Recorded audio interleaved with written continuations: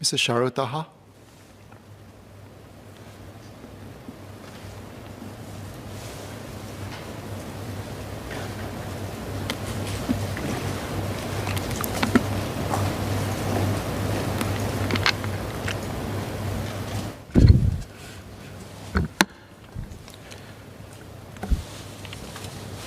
Thank you, Mr. Speaker, sir.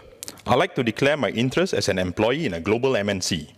In 2018, the Select Committee of Online Falsehood, which comprises of members from both sides of this House, concluded that this phenomenon of foreign interference is real and a serious problem in Singapore, and that the committee received evidence that state-sponsored information operations have been carried out against Singapore.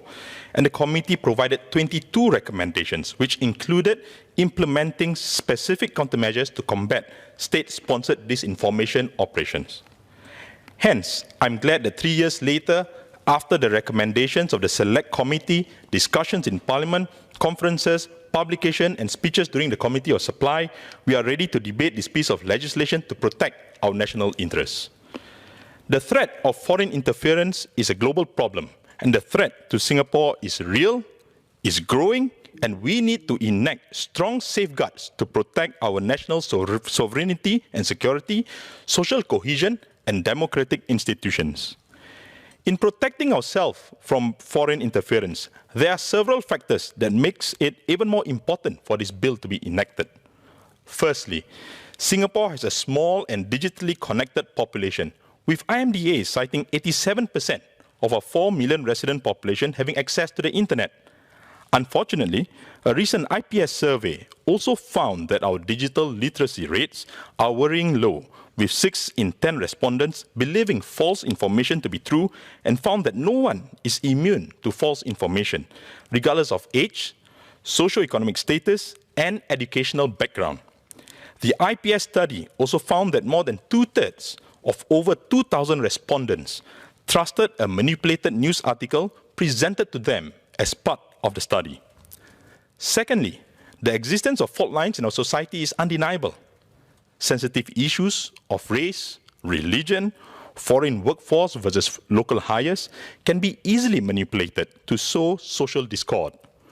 We cannot allow others the chance to destabilize this delicate balance that we have continuously been working on. Lastly, our open economy. It keeps us relevant and competitive globally. International investors from various industries are attracted to set up operations in Singapore. Facebook, Google, Twitter, Tencent, Alibaba, Huawei, WeChat, these are all foreign companies that have established substantial operations in Singapore.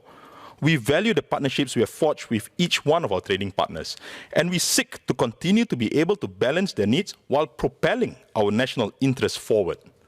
However, the increased Sino-US tensions will invariably affect Singapore. We will have to be able to assert our neutrality and independence to maintain the balance that we have. We must prevent foreign interference from destabilizing what we have. We must keep in mind to pursue what is best for Singapore. As Minister Vivian aptly said in the CNA interview, there is a big difference between being useful and being made use of. We are not isolated from the impact of foreign interferences, as Minister Shanmugam had mentioned earlier. With the rise of technology and even more ubiquitous use of social media, these interferences are expected to be more frequent and more sophisticated, and they will attempt to sway public opinions and even destabilize the precious balance that we have so carefully cultivated. I understand that there are some reservations to this bill. However, let me just point out that such legislations to ensure non-interference by foreign agents are currently already in place in countries such as Australia, EU, US, and Canada. They have laws to prevent, detect, and disrupt foreign interferences conducted through hostile information campaigns and the use of local proxies in their domestic politics. For example, in June 2018, Australia passed laws targeting foreign interference in politics and other domestic affairs. And the European Commission is proposing a new Digital Services Act, which will, among other things, regulate online platforms by transposing what is already illegal offline to the online space.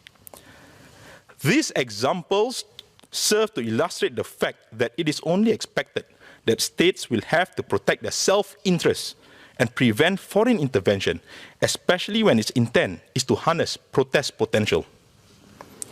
Notwithstanding the above, I wanted to share a concern which was addressed by the Minister in his speech earlier. One concern was from foreign businesses and Singaporeans working in MNCs on whether discussions between a Singaporean and a non-Singaporean individual on policies which may affect their business may be seen as foreign interference and captured within the scope of the bill, especially if it's done on an online platform. This has been a particular concern, especially in light of the current labour crunch causing delays and pushing up the cost of doing business. This labour crunch is brought about by border restrictions, the lack of access to foreign labour, and the perceived increasingly anti-foreigner sentiments exacerbated by the current COVID environment. Rightfully, foreign businesses and MNCs are concerned that such discussions on the impact of our policies on their businesses may run them foul of the law. I'm glad to hear that Minister has reiterated that discussions of this nature does not meet the threshold to be foul of the law. Mr. Speaker, in Malay, please. Jawatan kuasa pilihan mengenai kepalsuan dalam talian ditubuhkan 3 tahun yang lalu dan dianggotai oleh anggota parlimen dari kedua-dua bahagian Dewan. Setelah mengkaji bukti daripada 169 perwakilan bertulis dan bukti lisan daripada 65 individu dan organisasi, ia telah mencapai kesimpulan bahawa penyebaran kepalsuan dalam talian adalah masalah nyata dan serius di Singapura. Jawatan kuasa pilihan juga diberikan bukti bahawa operasi maklumat yang ditaja oleh negara asing telah dilakukan terhadap Singapura. Sejak 2018, ancaman campur tangan asing telah dibincangkan berkali-kali di Dewan ini dan di media dan penerbitan dalam talian. Sudah tiba masanya undang-undang kita menangani ancaman campur tangan asing yang semakin mengancam keselamatan negara kita. Terdapat faktor lain yang menjadikan penting bagi undang-undang ini dilaksanakan. Menurut kajian tinjauan Institut Kajian Dasar, juga dikenali sebagai IPS, kajian itu mendapati bahawa kadar literasi digital kami rendah dengan 2/3 responden mempercayai artikel yang dimanipulasikan.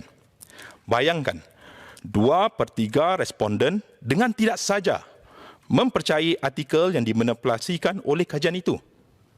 Dan bayangkan, jika artikel itu dimanipulasikan oleh mereka yang ingin memecah belahkan masyarakat kita, kita mesti dan harus mengatasi kepalsuan dalam talian ini, apalagi bila ia melalui campur tangan negara asing. Penyebaran palsu dalam talian melalui campur tangan negara asing adalah masalah yang nyata dan semakin meningkat di seluruh dunia. Salah satu cara yang dilakukan ialah dengan menggunakan akaun media sosial palsu untuk mempengaruhi dan memecah belahkan keharmonian masyarakat menggunai isu sensitif seperti isu perkauman dan isu agama. Dalam satu kes di Amerika Syarikat, sebuah organisasi dari negara asing telah menggunakan akaun palsu yang mempromosikan tujuan Islam dan juga akaun palsu yang menyebarkan mesej anti-Islam untuk mengatur tunjuk perasaan mengenai penubuhan perpustakaan Islam pada waktu dan tempat yang sama. Ini menyebabkan ramai rakyat anggota Amerika Syarikat menghadiri tunjuk perasaan itu dengan seorang penunjuk perasaan dilaporkan membawa senapang. Di Singapura, kita tidak terpencil dari kesan campur tangan negara asing. Contohnya, pada tahun 2018 hingga 2019, di tengah-tengah pertikaian dengan negara jiran mengenai ruang udara dan isu maritim, komen dalam talian di media sosial didapati dibuat oleh akaun-akaun tanpa nama yang bertujuan untuk mewujudkan penentangan palsu terhadap kedudukan Singapura. Sambil kita berusaha meningkatkan undang-undang untuk menangani masalah ini, kita juga harus menyedari bahawa kita dapat memainkan peranan sebagai warga negara Singapura.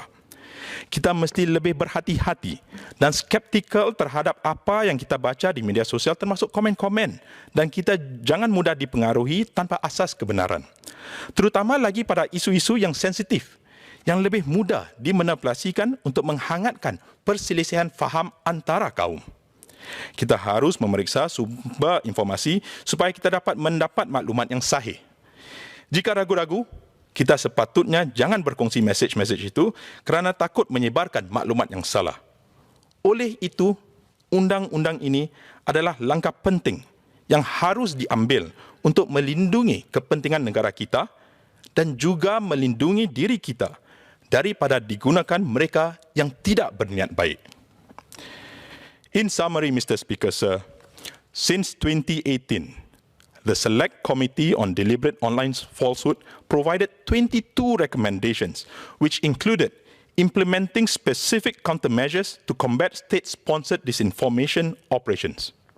We have sensitive issues like race and religion, which can be easily manipulated by foreign actors to fracture our social cohesion.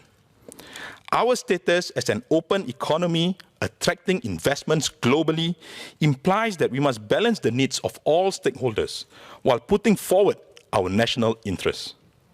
We need to enact strong safeguards to protect our national sovereignty and security, protect our social cohesion, and protect our democratic institutions. As we chart the path of Singapore forward, we need to have open conversations. Open conversations with all Singaporeans, but protected from foreign interferences which may not be in the best interest of Singapore. As such, Mr. Speaker, sir, this is an important step to take. I support the bill. Thank you, Mr. Speaker, sir.